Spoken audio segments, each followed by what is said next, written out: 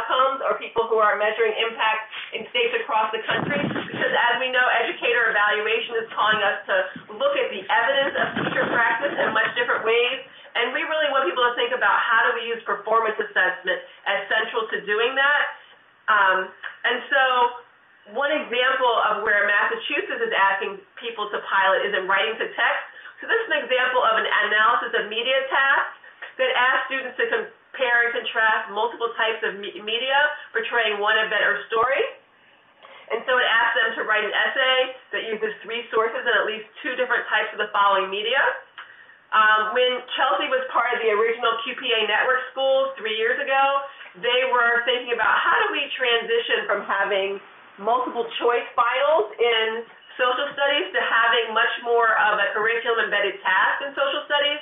So they use the analysis of media tasks to really look at Western expansion and to provide students in an on-demand setting these 2 speeches, these 2 paintings, and a map of the United States, and request that they use all these sources of evidence in an essay that they wrote in one class sitting.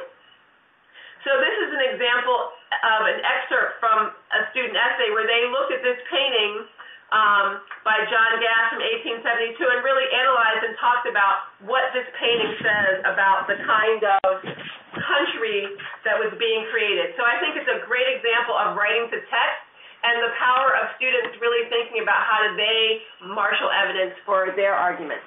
And with that, I'm going to pass it on to Michael. So, as you can tell, this is very challenging, time-consuming, and instantly doable work. And this can be done in 3 phases. The first phase, which I'm going to talk briefly about, in our